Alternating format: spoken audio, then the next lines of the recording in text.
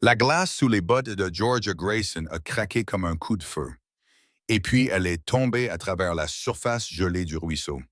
Le choc de l'eau a étouffé le cri dans ses poumons avant qu'il ne puisse s'échapper. Le froid de décembre a frappé son corps avec une telle force que tous ses muscles se sont contractés d'un coup. Georgia a essayé de se débattre, d'atteindre le bord brisé de la glace au-dessus de sa tête, mais son lourd manteau de laine était déjà trempé. Il l'entraînait vers le fond de l'eau noire. Ses poumons la brûlaient, le courant était plus fort qu'elle ne l'avait imaginé. Il la tirait sur le côté sous la glace, loin du trou par lequel elle était tombée. La panique a envahi son esprit. L'obscurité commençait à gagner le bord de sa vision. C'est comme ça qu'elle allait mourir. Seule à Bentonville, en Arkansas, à des kilomètres de sa famille restée dans l'Est, son corps resterait perdu sous le ruisseau gelé, jusqu'à ce que le dégel du printemps ne révèle sa dépouille. Puis quelque chose a saisi son bras avec une force écrasante. On l'a tiré vers le haut avec une telle puissance qu'elle a cru que son épaule allait se déboîter. Sa tête a percé la surface et elle a halté. Elle s'étouffait avec l'air et l'eau en même temps. Des mains fortes l'ont hissée sur la rive enneigée. Elle s'est effondrée sur la terre ferme, toussant violemment. De l'eau s'écoulait de son nez et de sa bouche. Doucement, doucement, dit une voix grave au-dessus d'elle. Expulsez tout ça. Vous êtes en sécurité. La vision de George s'est suffisamment éclaircie pour voir l'homme agenouillé à côté d'elle. Il était grand et large d'épaules. Il avait probablement la vingtaine. Ses cheveux sombres étaient plaqués sur son front et son propre manteau était trempé. Il avait dû entrer dans l'eau pour la secourir. Ses yeux gris étudiaient son visage avec une inquiétude intense. Ses mains serraient toujours ses bras, comme s'il craignait qu'elle ne lui échappe à nouveau. « Pouvez-vous respirer ?» demanda-t-il avec urgence. « Parlez-moi, pouvez-vous respirer ?» Elle a réussi à hocher la tête, mais tout son corps tremblait si violemment qu'elle pouvait à peine le contrôler. « J'ai froid !» balbutia-t-elle, les dents claquant. « Nous devons vous réchauffer tout de suite, dit-il, enlevant déjà son manteau mouillé. En dessous, il portait une épaisse chemise de flanelle qui était presque sèche. Il l'a aidé à s'asseoir malgré ses faibles protestations. « Mon ranch est à un quart de mille par là. Pouvez-vous marcher? » « Je ne sais pas, dit honnêtement Georgia. Elle sentait à peine ses jambes. Le cow-boy n'a pas hésité. Il l'a soulevée dans ses bras comme si elle ne pesait rien. Il l'a bercée contre sa poitrine. « Accrochez-vous à moi, ordonna-t-il. Et il a commencé à marcher dans la neige à grandes enjambées déterminées. Georgia voulait protester, dire qu'elle était trop lourde, qu'il ne devait pas s'épuiser. Mais les tremblements violents rendaient toute parole impossible. Au lieu de cela, elle se serra contre sa chaleur. Ses doigts gelés s'agrippaient à sa chemise. Elle pouvait sentir son cœur battre, fort et régulier, sous sa paume. Même à travers son état secondu au froid, elle a compris une chose. Cet homme ne l'avait pas seulement sauvée d'une mort certaine. Il la portait maintenant en lieu sûr, sans hésiter un instant pour son propre confort. « Comment vous appelez-vous » demanda-t-il en marchant. Son souffle formait des nuages blancs. « Georgia? »« Grayson, réussit-elle à dire. « Samuel Garrett, répondit-il. La plupart des gens m'appellent Sam. Que faisiez-vous seul près du ruisseau, Georgia? Je prenais le raccourci pour la ville, dit-elle, les dents toujours claquantes. La glace avait l'air si solide. Le ruisseau est trompeur à cette période de l'année, dit Sam d'un air sombre. Le courant maintient certaines parties minces, même quand tout semble gelé. Vous avez de la chance que je vérifiais ma clôture. Il a ajusté sa prise sur elle, la tenant plus près. Vraiment beaucoup de chance, Otoinsin. La marche sembla interminable au corps gelé de Georgia. Mais finalement, une maison de ranch est apparue. Une solide structure en bois, avec de la fumée s'élevant de la cheminée. Sam a ouvert la porte d'un coup de pied et l'a portée directement à l'intérieur. Il a appelé en entrant. « Madame Chen, j'ai besoin d'aide. » Voyez, une femme chinoise plus âgée est apparue de ce qui devait être la cuisine. Ses yeux se sont écarquillés en voyant l'état de Georgia. Elle a immédiatement commencé à parler rapidement, en faisant des gestes vers la cheminée. « Elle est tombée à travers la glace du ruisseau, » a expliqué Sam, important Georgia jusqu'à l'âtre. « Nous devons lui enlever ses vêtements mouillés et lui donner quelque chose de chaud. Pouvez-vous l'aider pendant que je me change? » Madame Chen était déjà en mouvement. Elle sortait des couvertures d'un coffre près du mur. Elle a chassé Sam d'un geste rapide. Il a déposé Georgia doucement sur une chaise avant de disparaître par une porte. La femme plus âgée a travaillé avec une efficacité et un soin remarquables. Elle a aidé Georgia à retirer les couches trempées de sa robe, de ses jupons et de ses sous-vêtements. La pudeur de Georgia était submergée par son besoin désespéré de chaleur. Madame Chen l'a enveloppée dans des couvertures épaisses et sèches. Et elle a placé sa chaise aussi près que possible du feu, puis elle a mis une tasse de thé chaud dans ses mains tremblantes. « Buvez », dit fermement Madame Chen avec un accent. « Ça réchauffe aussi de l'intérieur. » Georgia a obéi, sirotant le liquide brûlant avec gratitude. La sensation commençait à revenir dans ses extrémités. Cela apportait à la fois soulagement et douleur. Ses doigts et ses orteils la brûlaient à mesure que le sang y revenait. Sam est réapparu, vêtu de vêtements secs, et ses cheveux sombres encore humides. Il portait un pantalon en jean propre et une chemise grise. Ses yeux ressemblaient à des nuages d'orage. Il s'est accroupi près de la chaise de Georgia, étudiant son visage avec inquiétude. « Comment vous sentez-vous » demanda-t-il. « Plus au chaud » dit Georgia, sa voix plus stable, bien qu'elle tremble encore. « Merci. Vous m'avez sauvé la vie. » « Vous n'avez pas besoin de me remercier d'avoir fait ce que toute personne décente aurait fait, » dit Sam, et bien que son expression soit sérieuse. « Mais vous devez rester ici jusqu'à ce que vous soyez complètement rétabli. Ce genre de choc hypothermique, votre corps a besoin de temps. Je ne peux pas m'imposer, » protesta faiblement Georgia. « J'allais en ville pour des provisions. Ma tante va s'inquiéter. Votre tante s'inquiétera davantage si vous mourrez de froid en essayant d'aller en ville, » dit fermement Sam. Madame Chen va bien vous réchauffer. Une fois que vous serez stable, je vous emmènerai en ville avec le chariot. Mais pas avant. Son ton ne laissait aucune place à la discussion, bien que ses yeux soient bienveillants. Georgia a réalisé qu'elle n'était pas en position de refuser. Elle tremblait encore, enveloppée dans des couvertures empruntées. Tous ses vêtements trempaient dans un tas à proximité. « Vous êtes très aimable, » dit-elle doucement. « Juste pratique, » répondit Sam. Mais il y avait quelque chose dans son expression qui suggérait plus que de la simple commodité. Il n'avait pas cessé de la regarder depuis qu'il l'avait fait entrer, comme s'il avait besoin de vérifier constamment qu'elle était vivante et qu'elle respirait. Madame Chen a apporté plus de thé chaud et un bol de soupe.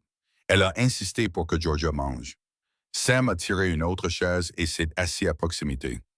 Georgia a compris qu'elle était probablement sa gouvernante, ce qui signifiait que Sam Garrett vivait ici et dirigeait probablement ce ranch. Elle l'a étudié plus attentivement maintenant que la crise immédiate était passée. Il était beau, d'une beauté robuste, avec des traits forts et des mains calleuses qui témoignaient d'un dur labeur. Il y avait quelque chose de stable en lui, de fiable. Le genre d'homme sur qui on peut compter en cas de crise. « Vous vivez à Bentonville ?» demanda Sam pour faire la conversation pendant qu'elle mangeait. « Avec ma tante? » « Oui, » Georgia a dit. « Je suis venu de Boston il y a 3 mois après le décès de mes parents. Ma tante Margaret est mon seul parent encore en vie. » Quelque chose dans l'expression de Sam s'est adouci avec compassion. « Je suis désolé pour votre perte. »« Merci, » dit doucement Georgia. Le deuil était encore assez frais pour être douloureux. L'hiver ici est différent de Boston, plus froid d'une certaine manière, même si ça ne devrait pas l'être. C'est le vent qui fait ça, dit Sam. Il descend des plaines sans rien pour l'arrêter. Il faut respecter le temps ici, surtout à cette période de l'année. Il a fait une pause. Qu'alliez-vous acheter en ville qui soit assez important pour risquer cette marche? George a senti ses joues s'empourprer de gêne. Du tissu et du fil. Ma tante fait de la couture et nous commencions à y manquer. Je pensais pouvoir faire l'aller-retour avant la nuit. Elle a baissé les yeux sur ses mains enroulées autour de la tasse de thé. « Ça semble stupide maintenant. » « Pas stupide, » dit Sam, « juste dangereux. Il y a une différence. » Il s'est levé et s'est approché d'une fenêtre, regardant l'après-midi gris. « Une tempête arrive ce soir. Vous ne pouvez absolument pas aller nulle part maintenant. Je vais aller en ville à cheval pour dire à votre tante que vous êtes en sécurité ici. »« Vous ne pouvez pas sortir par une tempête, » a protesté Georgia. « Je connais ces terres comme ma poche, » l'a rassuré Sam. « Tout ira bien. Madame Chen prendra soin de vous. » Il enfilait déjà son manteau et son chapeau. « Comment s'appelle votre tante et où habite-t-elle? » Margaret Grayson. « Elle a la petite maison sur la rue des Pins, avec la porte bleue. » Sam a hoché la tête et s'est dirigé vers la porte, puis s'est arrêté et s'est retourné. Ses yeux gris ont rencontré les siens avec une intensité qui lui a coupé le souffle. « Je suis content de vous avoir trouvé à ce moment-là, dit-il doucement. Je ne vous laisserai plus jamais traverser une telle épreuve seul. Puis il est parti, laissant Georgia le regarder partir, le cœur battant étrangement vite. Madame Chen a souri d'un air entendu et lui a tapoté l'épaule avant de s'occuper de suspendre les vêtements mouillés de Georgia pour les faire sécher. L'après-midi s'est écoulé lentement. Le corps de Georgia s'est progressivement remis du choc de l'eau froide, bien qu'elle soit restée fatiguée et chancelante. Madame Chen lui a apporté une de ses propres robes à porter. Un simple vêtement de coton un peu trop court, mais chaud et propre. Elle a également préparé une chambre pour Georgia, insistant par des gestes et des mots fermes qu'elle resterait pour la nuit, vu la tempête qui approchait. Quand Sam est revenu tard, la nuit était tombée. La neige tombait abondamment. Il est entré dans la maison en tapant des pieds, couvert de blanc, ressemblant à un fantôme de neige. Mais son expression était soulagée. J'ai parlé à votre tante, a-t-il rapporté en secouant la neige de son manteau. Elle était inquiète, mais je l'ai assurée que vous étiez en sécurité et que vous resteriez ici jusqu'à ce que le temps s'améliore. Elle a envoyé quelques-unes de vos affaires. Il a brandi un petit sac. Elle a dit que vous voudriez votre propre chemise de nuit et d'autres choses. Merci, dit Georgia, touchée par sa prévenance. C'était très gentil de votre part de sortir par ce temps. J'ai donné ma parole. Oh, dit simplement Sam, comme si cela expliquait tout. Et c'était peut-être le cas. Le dîner était un ragoût chaud et copieux que Madame Chen a servi sur une table en bois massif. Sam s'est avéré être de bonne compagnie, racontant des histoires sur la vie au ranch et les environs. Georgia s'est surprise à rire pour la première fois depuis la mort de ses parents. Elle se détendait d'une manière qu'elle n'avait pas connue depuis des mois. Il y avait quelque chose de facile dans la présence de Sam, malgré leur brève connaissance. Il la faisait se sentir en sécurité. Cette nuit-là, allongée dans le lit confortable de la chambre d'amis de Sam, Georgia a regardé le plafond et a pensé aux événements de la journée. Elle avait failli mourir. La réalité de la situation s'est abattue sur elle comme un poids. Si Sam n'avait pas été là, s'il avait vérifié sa clôture ne serait-ce que 10 minutes plus tard, elle serait morte au fond de ce ruisseau. Au lieu de cela, elle était vivante, au chaud et en sécurité dans la maison de l'homme qui l'avait sauvée. « Je ne vous laisserai plus jamais traverser une telle épreuve seule, avait-il dit. Ces mots résonnaient dans son esprit. Il y avait eu quelque chose de presque féroce dans sa façon de le dire, de protecteur. Ils venaient à peine de se rencontrer et pourtant il avait risqué sa propre vie en plongeant dans cette eau glacée pour elle. Et ensuite, il avait pris soin d'elle avec une si douce sollicitude. Et Georgia a touché sa poitrine, sentant son cœur battre régulièrement. Elle était vivante, et d'une manière ou d'une autre, incroyablement, elle se sentait plus vivante qu'elle ne l'avait été depuis des mois. La neige a continué de tomber toute la nuit. Au matin, Bentonville était enseveli sous près de 30 centimètres de poudreuse. Sam est apparu au petit déjeuner, l'air inquiet. « Les routes ne seront pas praticables avant un jour ou deux, a-t-il dit. Je suis désolé, mais vous êtes coincé ici un peu plus longtemps. Ça ne me dérange pas, a dit Georgia, se surprenant elle-même par son honnêteté. Tant que je ne vous dérange pas, vous ne dérangez pas, l'a assuré Sam. Ses yeux se sont attardés sur son visage. Pas du tout. Au cours des 2 jours suivants, Georgia a appris à mieux connaître Sam. Il lui a fait visiter le ranch une fois que la neige a cessé de tomber. Il lui a présenté ses chevaux et lui a expliqué son exploitation. Il élevait principalement du bétail, lui a-t-il dit, bien qu'il garde quelques chevaux pour l'élevage et la vente. C'était un travail difficile, surtout en hiver, mais c'était sa terre, sa vie, et il aimait ça. Je suis venu ici il y a 5 ans, a-t-il expliqué alors qu'il traversait de la grange. J'ai acheté cette terre avec l'argent que j'avais économisé en convoyant du bétail. J'ai construit la maison moi-même, morceau par morceau. Il y avait de la fierté dans sa voix, une fierté méritée. « Ce n'est pas luxueux, mais c'est à moi. » « C'est merveilleux, a dit honnêtement Georgia. Elle pouvait voir le soin qu'il avait mis dans chaque chose. La construction robuste, les clôtures bien entretenues, les animaux en bonne santé. Vous devriez être fier. « Et vous, a demandé Sam, que faisiez-vous à Boston? » « Je travaillais dans la librairie de mon père, dit Georgia, sentant la douleur familière de la perte. J'adorais ça. Toutes ces histoires, tout ce savoir. Quand il est mort, oh, nous avons dû vendre la boutique pour payer ses dettes. Elle a dégluti difficilement. C'est à ce moment-là que je suis venu ici. Vous vous plaisez ici? A demandé Sam avec précaution. En Arkansas? Je veux dire... Georgia a réfléchi à la question. Je pense que je pourrais, a-t-elle dit lentement. C'est différent de ce que je connaissais, mais il y a quelque chose d'honnête. Elle a regardé Sam. Et les gens ici ont été gentils. Tout le monde n'est pas gentil ici. M'a dit Sam sérieusement. C'est encore une région rude, mais les bonnes personnes sont plus nombreuses que les mauvaises la plupart du temps. Ce soir-là, Sam a appris à Georgia à jouer au poker, ce qui a scandalisé Madame Chen et a fait rire Georgia aux éclats. Sam était patient et drôle, expliquant les règles et la laissant gagner les premières mains avant de jouer sérieusement. Georgia a découvert qu'elle avait un bon visage impassible, ce qui l'a ravi. Vous auriez été dangereuse dans un saloon, a taquiné Sam quand elle a remporté une main avec un bluff astucieux. Heureusement que je ne le saurai jamais, a répondu Georgia d'un air guindé, bien que ses yeux pétillent d'amusement. L'expression de Sam est devenue sérieuse. Vous auriez pu mourir dans ce ruisseau, a-t-il dit doucement. Chaque fois que j'y pense, au fait d'être arrivé 10 minutes plus tard, ou d'avoir vérifié une autre section de la clôture, j'en ai la nausée. Georgia a tendu la main sur la table et a touché la sienne. Mais vous n'êtes pas arrivé 10 minutes plus tard. Vous étiez exactement là où vous deviez être. Peut-être que ça signifie quelque chose. Peut-être bien, a dit Sam, retournant sa main pour tenir la sienne. Son pouce a doucement caressé ses doigts. Je sais que nous venons de nous rencontrer, Georgia, mais j'ai l'impression de vous connaître depuis plus longtemps. Est-ce que ça semble fou? Non, a-t-elle murmuré. Ça ne semble pas fou du tout. Ils sont restés assis là un long moment, les mains jointes, se regardant par-dessus les cartes de poker.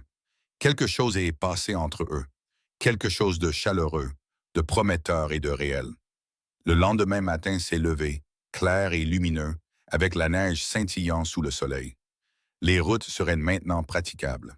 Sam a attelé son chariot pour ramener Georgia en ville, bien qu'ils se déplacent tous les deux lentement, à contre-cœur. Madame Chen a mis un panier de nourriture dans les mains de Georgia, avec des instructions fermes de bien manger. Georgia a serré la femme plus âgée dans ses bras, reconnaissante pour ses soins. Le trajet jusqu'à Bentonville a été silencieux au début. Sam guidait les chevaux avec précaution sur la route enneigée, tandis que Georgia était assise à côté de lui, enveloppée dans des couvertures empruntées. Finalement, Sam a rompu le silence. « J'aimerais vous rendre visite, a-t-il dit, sans la regarder. « Oh, officiellement, je veux dire. Si cela vous convient, à vous et à votre tante. » La joie a fleuri dans la poitrine de Georgia. « J'aimerais beaucoup. Vraiment. » Maintenant, il l'a regardée, son expression pleine d'espoir. « Vraiment, a confirmé Georgia. Vous m'avez sauvé la vie, Sam, mais plus que ça, j'ai apprécié chaque moment que j'ai passé avec vous. Je veux mieux vous connaître. » Le sourire de Sam était éclatant. « Je passerai demain alors, si le temps me le permet. Même s'il ne le permet pas. » Oh, a dit Georgia impulsivement. « Je ne laisserai pas un peu de neige m'empêcher de vous revoir. Attention, a taquiné Sam. C'est comme ça que vous vous êtes retrouvés dans le ruisseau la première fois. » Georgia a ri, lui frappant légèrement le bras. L'affection facile entre eux semblait naturelle, comme s'ils faisaient cela depuis des années, au lieu de quelques jours. La maison de tante Margaret est apparue, et Georgia a ressenti un pincement de regret que le voyage se termine. Sam l'a aidé à descendre du chariot, ses mains s'attardant à sa taille. « Demain, a-t-il promis. Demain, a acquiescé Georgia. » Mais avant qu'elle ne puisse s'éloigner, Sam a attrapé sa main. « Georgia, a-t-il dit sérieusement, quand je vous ai sorti de ce ruisseau, quand j'ai dit que je ne vous laisserai plus jamais traverser une telle épreuve seule, je le pensais. Je sais qu'il est trop tôt pour dire certaines choses, mais je veux que vous sachiez que je suis un homme qui tient ses promesses. » La gorge de Georgia s'est serrée d'émotion. « Je vous crois, a-t-elle dit doucement. Sam a levé sa main et a déposé un baiser sur ses doigts, un geste à la fois démodé et terriblement romantique. Puis il l'a relâché et est remonté sur le chariot, inclinant son chapeau avant de partir.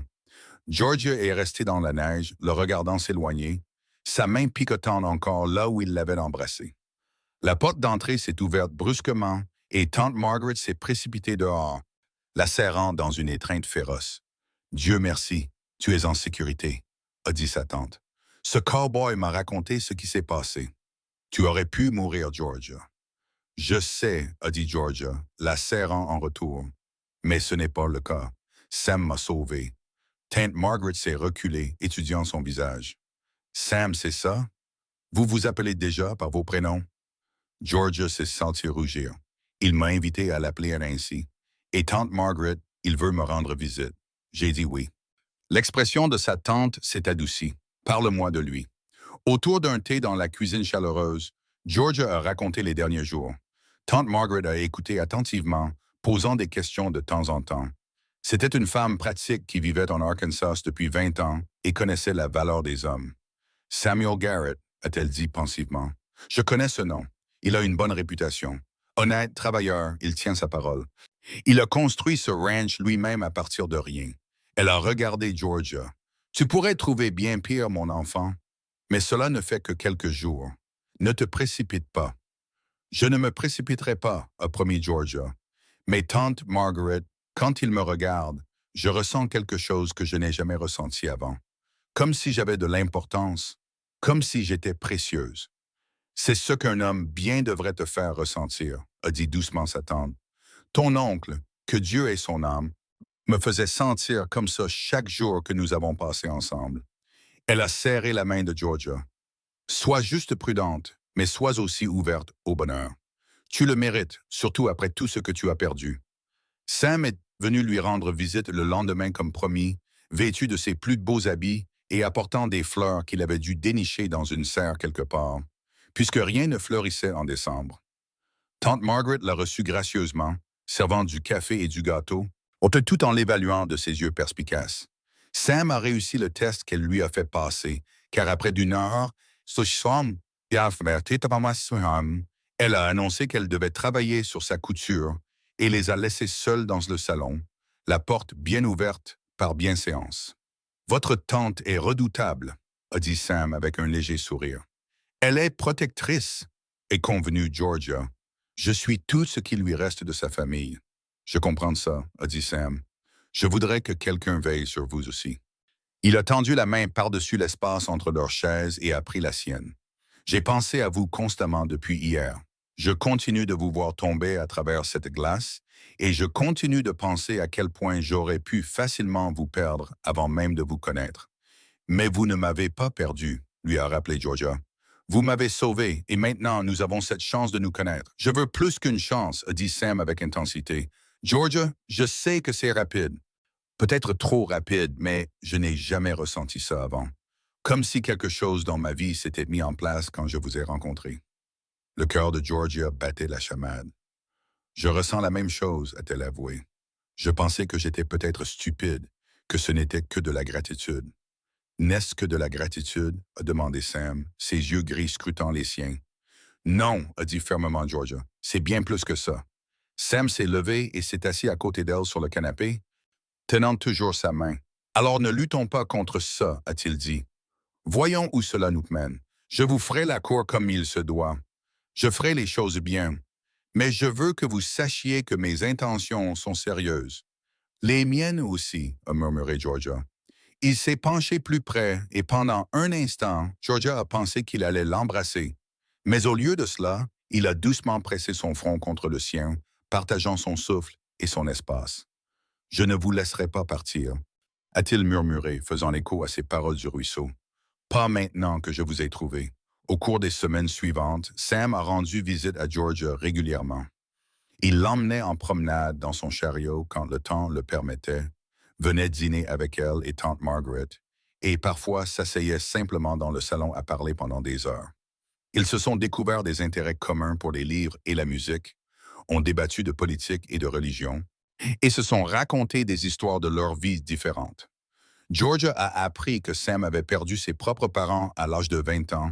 C'est pourquoi il était parti vers l'ouest pour tracer sa propre voie. Il comprenait son deuil d'une manière que peu d'autres pouvaient comprendre. Sam a appris que Georgia aimait lire, qu'elle avait un esprit vif et un cœur bon, et qu'elle était plus courageuse qu'elle ne le pensait. La ville de Bentonville a remarqué leur cours, bien sûr. Dans une communauté d'à peine 3000 personnes, peu de choses passaient inaperçues. La plupart des gens approuvaient. Sam avait une bonne réputation et Georgia était considérée comme une jeune femme respectable venue de l'Est. Mais il y avait aussi des commérages, des chuchotements disant que les choses allaient trop vite, qu'il était inconvenant de passer autant de temps ensemble. Georgia a essayé de ne pas se laisser déranger, mais un après-midi de janvier, et alors qu'elle achetait du fil au magasin général, elle a entendu deux femmes parler. 3 semaines et ils sont pratiquement fiancés, a dit l'une d'elles d'un air désapprobateur. Cette fille de Boston ne perd pas de temps. Eh bien, Sam Garrett est un sacré parti, a répondu l'autre. Un bon ranch beau, et on dit qu'il l'a sorti du ruisseau. Elle l'a probablement piégé avec de la gratitude. Les joues de Georgia ont brûlé. Elle a terminé ses achats rapidement et a quitté le magasin, lui retenant ses larmes. Elle savait que Sam et elle allaient vite, mais leurs sentiments étaient sincères. Comment ces femmes osaient-elles suggérer le contraire? Elle était encore contrariée quand Sam est arrivé pour le dîner ce soir-là. Il a jeté un coup d'œil à son visage et l'a prise à part pendant que tante Margaret était occupée dans la cuisine. Que s'est-il passé? A-t-il demandé avec inquiétude. Georgia lui a parlé des commérages, embarrassée par sa propre peine. Je sais que nous ne devrions pas nous soucier de ce que les gens disent, a-t-elle conclu. Mais ça me dérange qu'ils pensent que je vous piège d'une manière ou d'une autre. La mâchoire de Sam s'est crispée. C'est ridicule. Georgia, vous ne me piégez pas. Je suis exactement là où je veux être. Il lui a pris le visage entre ses mains. Voulez-vous savoir ce que je pense? Je pense que les gens sont mal à l'aise avec notre certitude. Nous n'avons pas joué à des jeux ou fait traîner les choses, et cela menace leur idée de la façon dont les choses devraient se passer. Peut-être devrions-nous ralentir, a dit Georgia à contre-cœur. Donner aux gens le temps de s'adapter, ou peut-être devrions-nous arrêter de nous soucier de ce que les gens pensent et nous concentrer sur ce que nous voulons, a rétorqué Sam. Il a pris une profonde inspiration. Georgia, j'allais attendre, faire ça plus progressivement, mais je ne vois pas l'intérêt de faire semblant. Je vous aime. Je vous aime depuis que je vous ai sorti de ce ruisseau et que vous m'avez regardé avec une telle confiance. Je veux vous épouser, construire une vie avec vous. Si c'est trop rapide, dites-le moi et j'attendrai. Mais ne me demandez pas de ralentir à cause des commérages. George le regarda, le cœur battant. Vous m'aimez. Je vous aime, et confirmé Sam. Complètement et entièrement. Vous êtes tout ce que je ne savais pas que je cherchais. Je vous aime aussi, a dit Georgia, les mots sortant d'un trait. J'avais peur de le dire, peur que ce soit trop tôt. Mais c'est vrai. Je vous aime, Sam. Il l'a embrassé alors, vraiment, ses lèvres chaudes et fermes contre les siennes. C'était le premier vrai baiser de Georgia, et c'était comme rentrer à la maison. Quand ils se sont séparés, tous deux respiraient fort. Épousez-moi, dit Sam. Je sais que cela ne fait qu'un mois, mais je connais mon cœur. Épousez-moi, Georgia. Oui, a-t-elle dit sans hésitation. Oui. Je vous épouserai. Sam a poussé un cri de joie, la soulevant et la faisant tourner. Tante Margaret est apparue à la porte, une cuillère à la main, l'air alarmé. « Que se passe-t-il donc? A-t-elle demandé. « Nous allons nous marier, a annoncé Georgia, riant alors que Sam la reposait. « Si cela vous convient, tante Margaret. » Sa tante les a regardés, observant leur joie et leur certitude. Finalement, elle a souri. « Il était temps, a-t-elle dit. Je me demandais quand vous alliez officialiser les choses. Vous vous tournez autour depuis des semaines. Ils se sont mariés en février, par une matinée froide mais claire, dans la petite église de Bentonville. Tante Margaret était aux côtés de Georgia et le contremaître de Sam était aux côtés de Sam. Madame Chen était présente dans une belle robe de soie, pleurant des larmes de joie. La moitié de la ville s'est déplacée malgré la planification hâtive, curieuse et surtout heureuse de voir cette union. Georgia portait une simple robe blanche qu'elle et sa tante avaient cousue ensemble, avec de délicates broderies au col et aux poignets. Sam portait son plus beau costume et était si beau que cela lui a coupé le souffle. Quand il l'a vu remonter l'allée, ses yeux se sont remplis d'un tel amour et d'un tel émerveillement qu'elle a commencé à pleurer avant même de l'atteindre. « Chers frères et sœurs », a commencé le pasteur, mais Georgia a à peine entendu les mots. Elle était concentrée sur Sam, sur la sensation de ses mains tenant les siennes, sur les promesses qu'ils se faisaient l'un à l'autre. Quand est venu le moment des vœux, Sam a parlé clairement et fermement. « Je promets de t'aimer, de te protéger et d'être à tes côtés quoi qu'il arrive. Tu es ma partenaire, mon amour, mon tout. Je ne te laisserai pas partir, Georgia. Jamais. » Les vœux de Georgie étaient tout aussi sincères. Je promets de t'aimer de tout mon cœur, de construire une vie avec toi, ou de faire face à chaque défi en tant que partenaire égal. Tu m'as sauvé la vie ce jour-là au ruisseau, mais tu m'as sauvé de tant d'autres manières aussi. Je suis à toi, Sam, entièrement. Quand le pasteur les a déclarés mari et femme, Sam l'a embrassé longuement sous les acclamations et les applaudissements de la congrégation. Ils ont redescendu l'allée ensemble en tant que Monsieur et Madame Samuel Garrett, commençant leur nouvelle vie. La réception a eu lieu à la maison du ranch, que Madame Chen avait magnifiquement décorée. Il y avait de la nourriture, de la musique et de la danse. Georgia a dansé avec Sam, avec le voisin âgé de Tante Margaret, Monsieur Patterson, avec plusieurs des employés du ranch de Sam.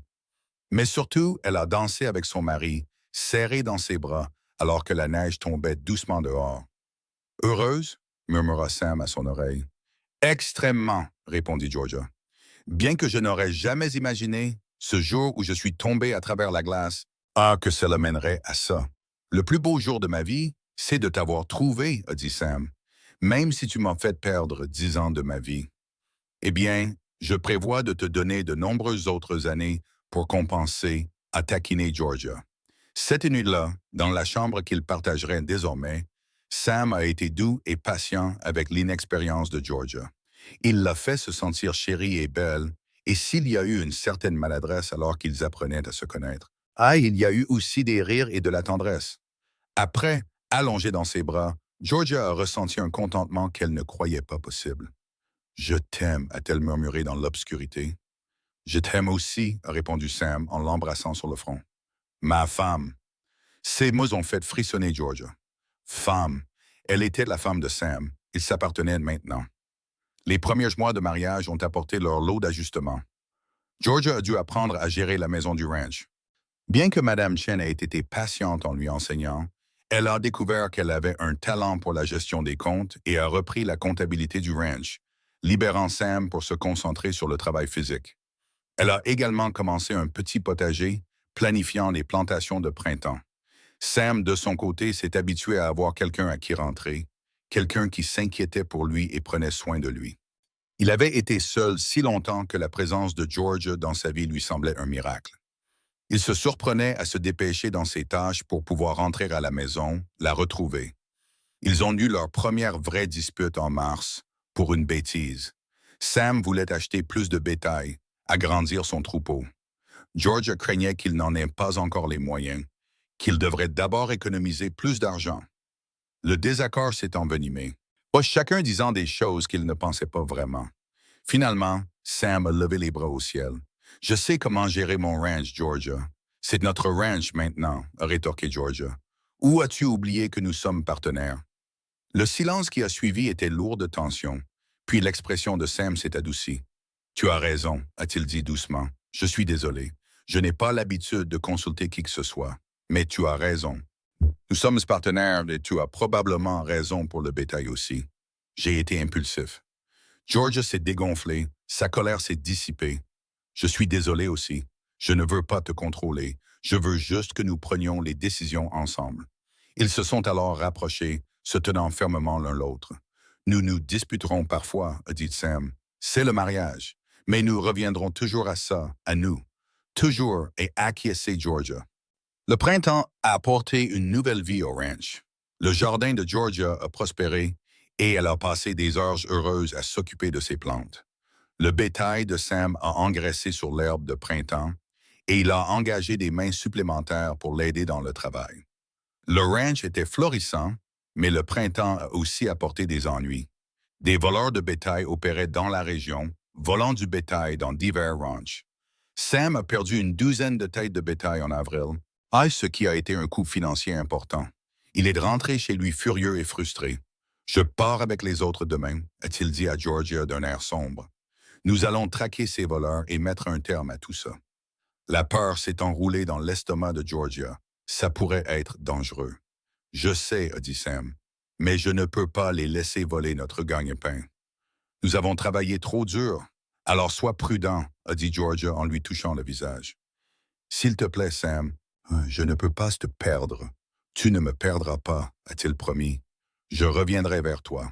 Toujours. » Le lendemain matin, Sam est parti avec un groupe d'éleveurs et le shérif local. Georgia a passé la journée à travailler anxieusement dans son jardin, essayant de s'occuper.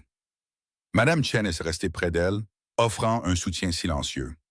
Sam est revenu 3 jours plus tard, épuisé et sale, mais indemne. Ils avaient traqué les voleurs jusqu'à un camp à 30 000 de là, et avec le shérif présent, les avaient arrêtés sans violence. Le bétail volé a été récupéré. Georgia a pleuré en le voyant, le soulagement la submergeant. Sam l'a serré contre lui, murmurant des paroles rassurantes. « J'ai tenu ma promesse, a-t-il dit. Je suis revenu. Je sais, a sangloté Georgia. Mais j'avais si peur. Moi aussi, a admis Sam. Pas pour moi, mais à l'idée de te laisser. C'est pourquoi j'ai été prudent, pourquoi je n'ai pas pris de risques inutiles. Bon, j'ai trop de raisons de vivre maintenant. Cette nuit-là, ils ont fait de l'amour avec une intensité désespérée, réaffirmant leur lien, leur engagement l'un envers l'autre. Après, Georgia est restée éveillée, écoutant la respiration régulière de Sam, reconnaissante au-delà des mots qu'il soit en sécurité à ses côtés. L'été a été paisible. Le ranch a prospéré et Sam et Georgia ont trouvé un rythme confortable. Ils travaillaient ensemble pendant la journée et passaient les soirées sur le porche, regardant les couchers de soleil et parlant de leurs rêves. Sam voulait agrandir le ranch progressivement, peut-être ajouter quelques moutons pour la laine. Georgia parlait d'ouvrir un jour une petite bibliothèque en ville, un service de prêt pour ceux qui aimaient les livres comme elle. Nous pourrions faire les deux, a dit Sam, la serrant contre lui. Construire la vie que nous voulons, morceau par morceau. En août, Georgia a réalisé qu'elle était enceinte. La prise de conscience est venue lentement. Des règles manquées, des nausées matinales, une fatigue étrange.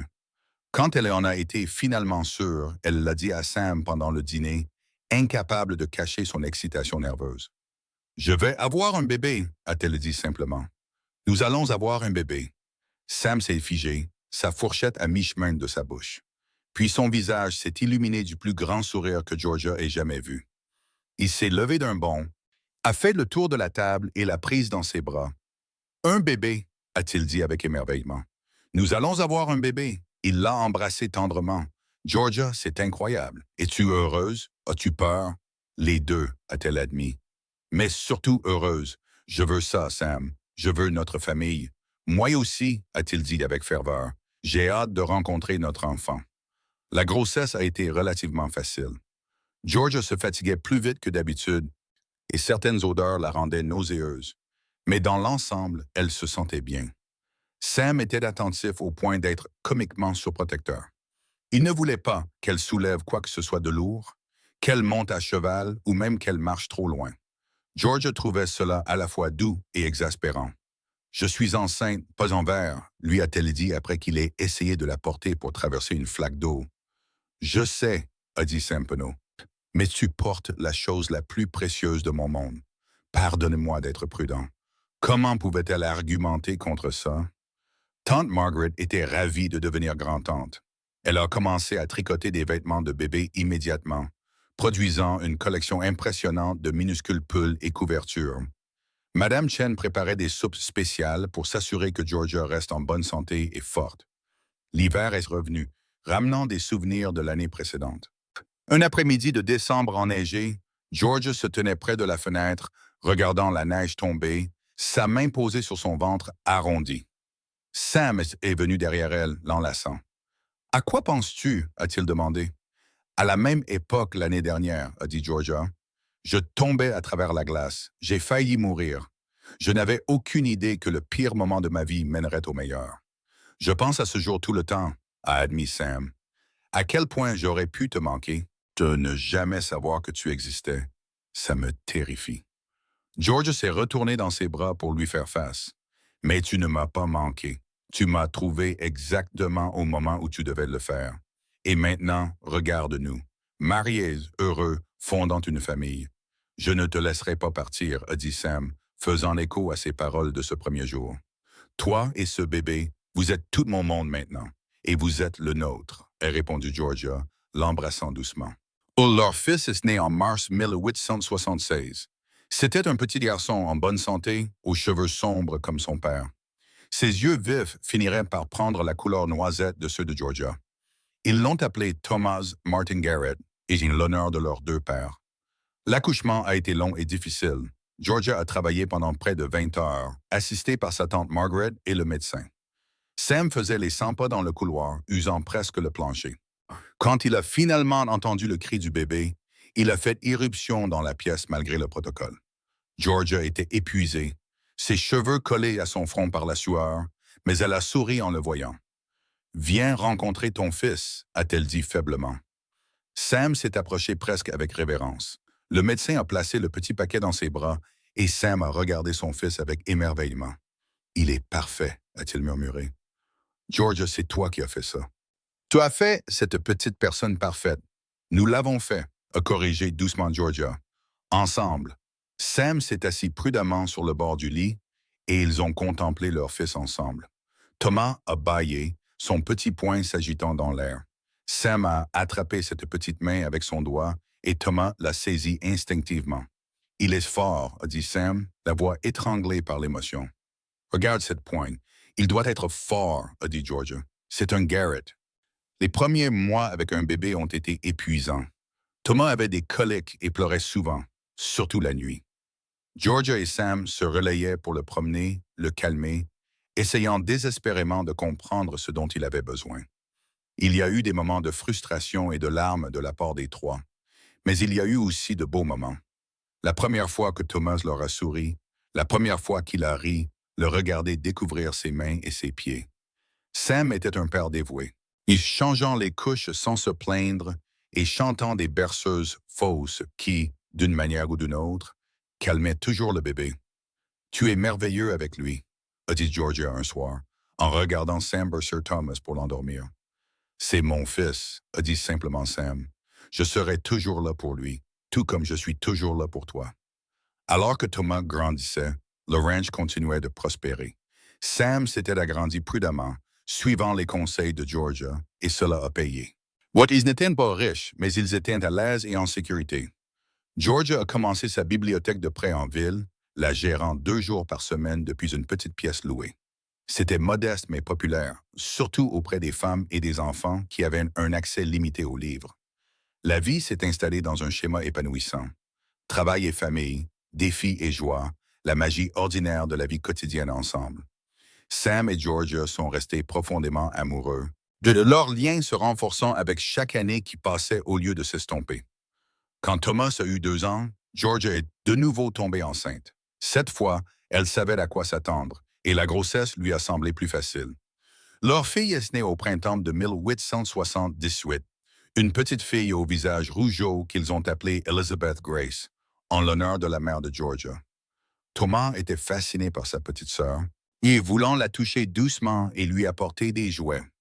Sam était tout aussi conquise, déclarant qu'Elizabeth l'avait enroulé autour de son petit doigt dès le premier instant où il l'a tenu. « 2 enfants », a dit Georgia un soir alors qu'ils étaient assis sur le porche à regarder le coucher du soleil. Elizabeth endormie dans ses bras et Thomas jouant à leurs pieds, une famille. « Notre famille », a convenu Sam, son bras autour de ses épaules. Tout ce que je ne savais pas dont j'avais besoin.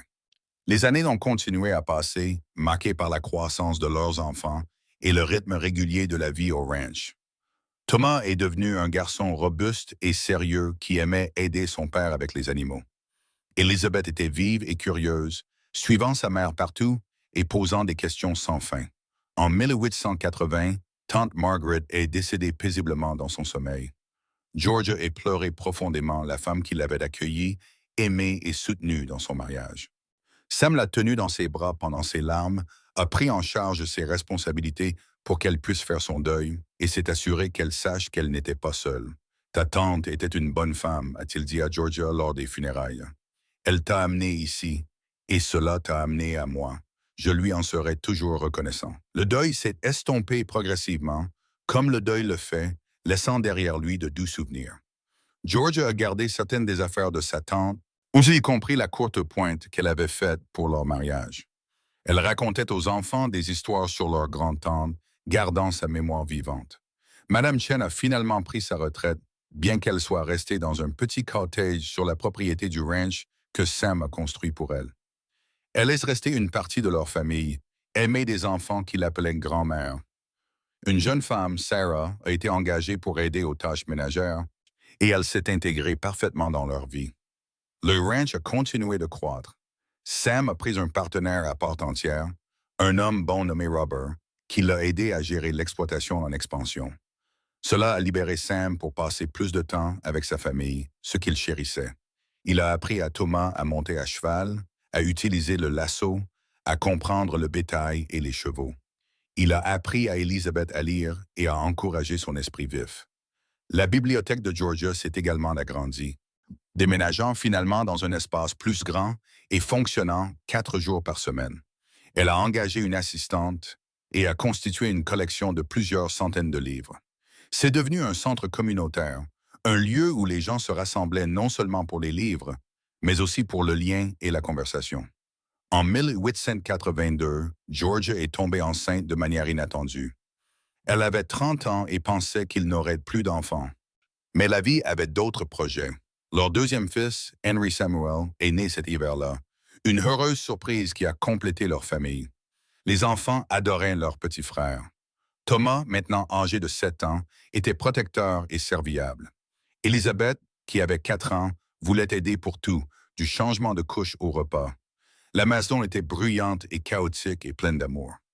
Notre famille est parfaite maintenant, a dit Georgia à Sam un soir, après que les 3 enfants se soient enfin endormis. Elle a toujours été parfaite, a répondu Sam, la serrant contre lui. Depuis le moment où je t'ai sorti de ce ruisseau, tout a été parfait. Pas facile, mais parfait. Georgia y a réfléchi. Il avait raison. Leur vie n'avait pas été facile. Il y avait eu des épreuves et des luttes, des soucis financiers et des moments effrayants. Mais à travers tout cela, ils savaient l'un l'autre. Ils avaient construit quelque chose de solide, de bon et de durable. « Je ne te laisserai pas partir », a murmuré Sam. La phrase qui était devenue sa promesse, son vœu, son assurance constante. « Je sais », a murmuré Georgia en retour. « Et je ne vais nulle part. Les enfants ont grandi. » Thomas est devenu un jeune homme calme et fiable qui, de toute évidence, reprendrait le ranch un jour. Il avait la nature stable de son père et l'intelligence de sa mère. Elizabeth était audacieuse et brillante, déclarant qu'elle voulait devenir enseignante. Elle passait des heures à la bibliothèque de sa mère, dévorant des livres. Henry était le plus sauvage, toujours en train de faire des bêtises et de les faire rire. En 1890, une tragédie a frappé quand un incendie a détruit la moitié de la grange. Personne n'a été blessé, mais ils ont perdu des animaux et du matériel. C'était un coup financier dévastateur. Sam était abattu, sentant qu'il avait échoué à protéger ce qu'ils avaient construit. Mais Georgia s'est ressaisie. Elle a organisé la communauté pour aider à la reconstruction. Les voisins ont apporté du bois et de la main-d'œuvre. Sa bibliothèque a organisé une collecte de fonds. En 3 mois, ils avaient une nouvelle grange, meilleure que l'ancienne, et la communauté était plus forte de s'être unie. « Tu nous as sauvés », a dit Sam à Georgia alors qu'il regardait la grange terminée. « Nous nous sommes sauvés », a corrigé Georgia. « Ensemble, comme toujours. » Thomas s'est marié en 1893 à l'âge de 20 ans. Il a choisi une gentille fille nommée Mary, d'un ranch voisin. Ils ont construit une maison sur la propriété des Garrett et ont fondé leur propre famille. Voir son fils devenir mari et père a fait sentir à Georgia à la fois vieille et bénie. Elizabeth a poursuivi des études pour devenir enseignante, fréquentant l'école normale de Little Rock et revenant enseigner à l'école de Bentonville. Elle était une excellente enseignante, aimée de ses élèves. Elle s'est mariée à 23 ans avec un avocat nommé Charles, un bon parti qui l'a rendue heureuse. Henry cherchait encore sa voie, travaillant au ranch, mais montrant aussi un talent avec les chevaux. Sam l'a encouragé à développer cette compétence pour devenir connu comme éleveur et dresseur de chevaux. Au tournant du siècle, Sam et Georgia approchaient de la cinquantaine. Ils étaient désormais grands-parents des 3 enfants de Thomas. Ils n'étaient pas vieux, mais ils n'étaient plus jeunes. Des cheveux gris parsemaient leur chevelure et des rides marquaient leur visage, mais leur amour n'avait pas diminué. Au contraire, ils s'étaient approfondis, mûris comme un bon vin. Ils s'asseyaient toujours ensemble sur le porche, regardant les couchers de soleil. Ils se cherchaient toujours la main dans la nuit. Ils se faisaient toujours rire. « Le regrettes-tu parfois ?» a demandé Georgia un soir, « de m'avoir épousé si vite. de t'être lié à moi alors que tu me connaissais à peine. Sam l'a regardé comme si elle avait perdu la tête. Le regretter, Georgia? Tu es la meilleure chose qui me soit jamais arrivée. Chaque bonne chose dans ma vie remonte à toi. Nos enfants, nos petits-enfants, cette vie que nous avons construite. Comment pourrais-je regretter quoi que ce soit?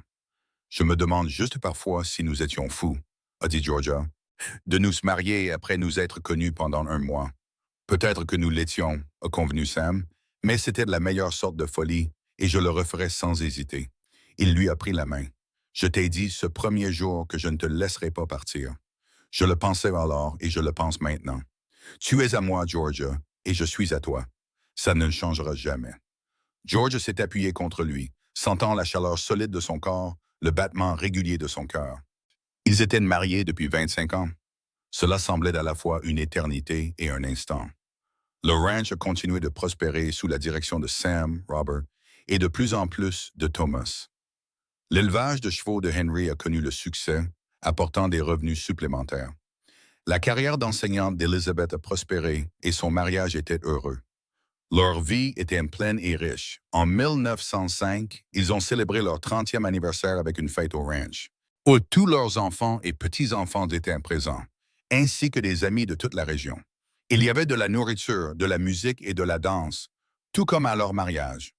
Sam s'est levé pour porter un toast, tirant Georgia à ses côtés.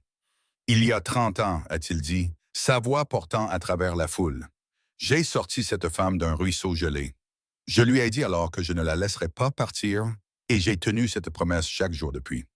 Georgia, tu es mon cœur, ma partenaire. Ou mon amour. À 30 années de plus, tout le monde a applaudi et bu. Georgia a embrassé Sam longuement, sans se soucier de qui regardait. Après 3 décennies, ils avaient gagné le droit de montrer leur amour publiquement. Cette nuit-là, allongée dans son lit dans l'obscurité, Georgia a pensé à l'incroyable voyage de leur vie ensemble. De ce moment terrifiant dans l'eau glacée à ce moment de contentement et de joie. Ça avait été une aventure incroyable. À quoi penses-tu? A demandé Sam d'une voix endormie.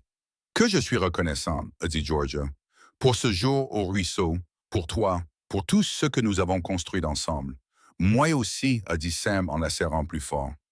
La meilleure décision que j'ai jamais prise, c'est de plonger dans cette eau. Le meilleur accident que j'ai jamais eu, c'est de tomber à travers cette glace, a répondu Georgia avec un léger rire. Ils se sont endormis dans les bras l'un de l'autre, comme ils l'avaient fait pendant 30 ans, comme ils continueraient à le faire pour toutes les années qu'il leur restait. Les années ont poursuivi leur marche régulière. Sam et Georgia ont vieilli avec grâce, leurs cheveux devenant blancs, leur corps ralentissant, mais leurs esprits sont restés vifs et leur amour est resté constant. Ils ont confié une plus grande partie des opérations du ranch à Thomas et Henry, mais sont restés actifs et engagés. Georgia a continué à gérer sa bibliothèque bien après ses 60 ans. Elle n'a pris sa retraite que lorsque sa vue a commencé à baisser. À ce moment-là, c'était devenu une institution à Bentonville, avec plus de 1000 livres et servant des centaines de lecteurs. La ville l'a honorée d'une plaque, la qualifiant de pionnière de l'alphabétisation en Arkansas. Sam est resté impliqué dans le ranch jusqu'à ses 70 ans. Une mauvaise chute de cheval l'a finalement convaincu de prendre du recul. Il n'aimait pas être moins actif, mais il l'a accepté avec grâce, se concentrant plutôt sur l'enseignement à ses petits-enfants et arrière-petits-enfants de tout ce qu'il savait. Leur 50e anniversaire en 1926 a été une célébration grandiose. Tous leurs enfants, petits-enfants et arrière-petits-enfants se sont rassemblés, hors d'une foule de dizaines de personnes témoignant de l'amour qui avait tout commencé. Sam et Georgia ont renouvelé leurs vœux dans la même église où ils s'étaient mariés, leur voix tremblante avec l'âge, mais ferme de conviction. « Je ne te laisserai pas partir, a dit Sam, tout comme il l'avait fait 50 ans plus tôt. Et je ne vais nulle part, a répondu Georgia, comme elle l'avait toujours fait. Ils avaient tous les deux 74 ans maintenant, au crépuscule de leur vie. Mais l'amour entre eux brûlait aussi fort que jamais. Ils passaient leurs journées ensemble à parler et à se souvenir, parfois simplement assis dans un silence confortable. Ils avaient besoin de moins d'activité maintenant, se contentant simplement d'être ensemble. Au printemps de 1928, Sam est tombé malade, atteint d'une pneumonie. Il s'est battu avec acharnement, mais à 76 ans, son corps était épuisé. Georgia est restée à son chevet, lui tenant constamment la main, lui racontant des histoires de leur vie ensemble. J'ai tenu ma promesse, a murmuré Sam un soir, sa respiration laborieuse. Je ne t'ai jamais laissé partir. Tu as tenu toutes tes promesses, l'a assuré Georgia, les larmes coulant sur son visage. Tu as été le meilleur mari, le meilleur père, le meilleur homme. J'ai été si béni de t'aimer. Je t'aime, a dit Sam, ses yeux gris toujours vifs, même si son corps défaillait. Je t'ai toujours aimé, et je t'aimerai toujours dans cette vie et dans ce qui viendra après. Je t'aime aussi, a murmuré Georgia, tellement. Sam est mort cette nuit-là, paisiblement, la main de Georgia dans la sienne. Elle l'a tenu longtemps après son départ, incapable de le lâcher, ne voulant pas accepter que leur temps ensemble soit enfin terminé. Les funérailles ont été grandioses, dignes d'un homme qui avait été un pilier de la communauté pendant plus de 50 ans. Des gens sont venus de tout l'Arkansas pour lui rendre hommage. Les histoires qu'ils ont racontées ont brossé le portrait d'un homme bon, un homme honnête, un homme qui avait tenu sa parole et vécu selon ses valeurs. Georgia a tout écouté dans un brouillard de chagrin. Sans Sam, le monde semblait sans couleur et étrange. Elle traversait les jours mécaniquement, mangeant parce que ses enfants insistaient, dormant parce que son corps l'exigeait.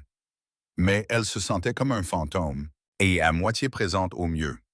Thomas, Elizabeth et Henry se sont ralliés autour d'elle, s'assurant qu'elle ne soit jamais seule. Les petits-enfants lui rendaient une visite constamment. Ils étaient inquiets. Elle savait qu'elle abandonnerait simplement sans Sam. Mais lentement, Georgia a commencé à trouver son chemin à travers le deuil. Elle a recommencé à parler de Sam, non plus seulement en pleurant, mais en se remémorant les moments drôles, la belle vie qu'ils avaient partagée. Elle a regardé de vieilles photographies, relu des lettres, s'est enveloppée dans la courte pointe que tante Margaret avait faite pour leur mariage. Elle a trouvé du réconfort dans sa famille, dans l'incroyable héritage qu'elle et Sam avaient construit ensemble.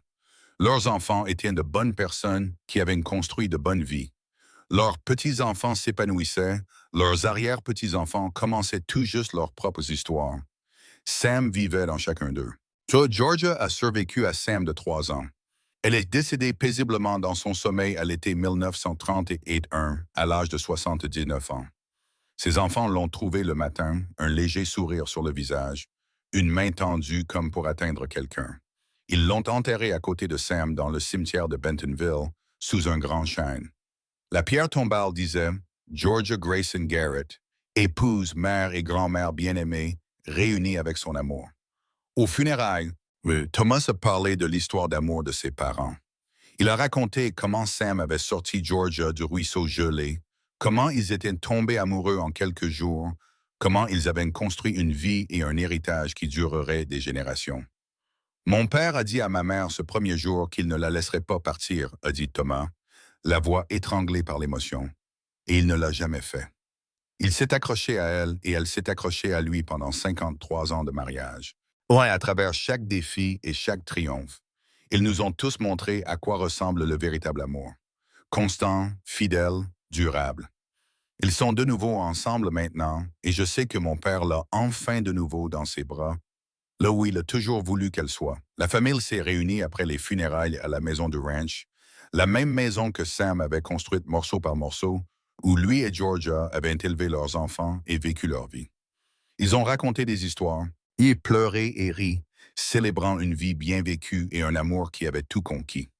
Elizabeth a trouvé un vieux journal que sa mère avait tenu, commencé peu après son mariage. Elle a lu une entrée à voix haute datée de mars 1876, juste après la naissance de Thomas. Je regarde mon fils et mon mari, et je n'arrive pas à croire que c'est ma vie. Il y a moins de 2 ans, je me noyais dans un ruisseau gelé, certaine que j'allais mourir. Maintenant, je suis une épouse et une mère, entourée d'amour. Sam m'a sauvé ce jour-là, mais il m'a sauvé chaque jour depuis, de petites et grandes manières. Il me fait me sentir précieuse, chérie, essentielle. Je ne savais pas que l'amour pouvait être comme ça, si dévorant et pourtant si confortable. Je passerai le reste de ma vie à être reconnaissante pour ce moment au ruisseau, pour ses mains fortes me tirant en sécurité, pour ses mots promettant qu'il ne me laisserait pas partir. Il a tenu cette promesse et je sais qu'il la tiendra toujours. Tout le monde a pleuré à ces mots.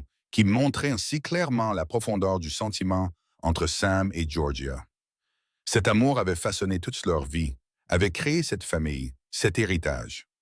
Le ranch a continué sous la direction de Thomas, puis de son fils, se transmettant de génération en génération de Garrett. La bibliothèque que Georgia a fondée fonctionnait toujours à Bentonville, maintenant nommée la Bibliothèque mémoriale Georgia Garrett. Son impact sur la communauté a perduré. Mais plus que des bâtiments ou des entreprises, le véritable héritage de Sam et Georgia était l'exemple qu'ils ont donné. Ils ont montré à leur famille et à tous ceux qui les connaissaient ce que signifiait vraiment aimer quelqu'un, s'engager pleinement, tenir ses promesses même quand c'était difficile. Ils ont prouvé que le coup de foudre pouvait durer toute une vie, ou que prendre des risques pouvait mener à une joie incroyable. Leur histoire est devenue une légende familiale, racontée et redite à chaque nouvelle génération. L'histoire du cowboy qui a sorti la file de l'Est du ruisseau gelé, qui a promis de ne pas la laisser partir et qui a tenu cette promesse chaque jour pour le reste de sa vie. L'histoire de la femme qui a tenté sa chance avec un étranger et a trouvé son âme sœur. L'histoire d'un amour qui a commencé dans la crise et s'est transformé en quelque chose de beau et de durable. En fin de compte, l'histoire de Sam et Georgia n'était pas une histoire de gestes dramatiques ou de grandes aventures. C'était l'histoire de deux personnes qui se sont trouvées, se sont choisies et ont construit une vie ensemble grâce à l'engagement, au partenariat et à un amour durable. Il s'agissait d'être présent chaque jour, de tenir ses promesses et de surmonter les problèmes ensemble. Il s'agissait de l'héroïsme tranquille de l'amour ordinaire, maintenu pendant des décennies. Ils avaient prouvé que les plus belles histoires d'amour ne sont pas celles qui brûlent vite et fort, mais celles qui brillent d'une lueur constante et vraie tout au long d'une vie. Que parfois, la personne qui vous sauve la vie devient la personne avec qui vous passez votre vie. Que prendre des risques en amour, même quand cela semble fou ou trop rapide, peut mener à un bonheur incroyable. Sam et Georgia Garrett avaient vécu une vie pleine, une vie riche d'amour et de sens. Et leur histoire, ce conte sincère du cow-boy et de la femme de Boston, serait rappelé et chéri par leurs descendants pour les générations à venir. Un témoignage du pouvoir de l'amour à transformer, à soutenir et à durer. Leur amour avait commencé avec 5 mots simples, prononcés près d'un ruisseau enneigé. Je ne te laisserai pas partir. Et pendant 53 ans, à travers la joie et la peine, les triomphes et les défis, Sam avait tenu cette promesse. Il s'était accroché à Georgia et elle s'était accrochée à lui, et ensemble, ils avaient construit quelque chose d'extraordinaire à partir d'une vie ordinaire. Ils avaient prouvé que l'amour, le vrai amour, n'a pas besoin de perfection. Il a besoin d'engagement, de patience, de gentillesse et de la volonté de continuer à être présent jour après jour, année après année. Et à la fin, c'était suffisant, plus que suffisant. C'était tout.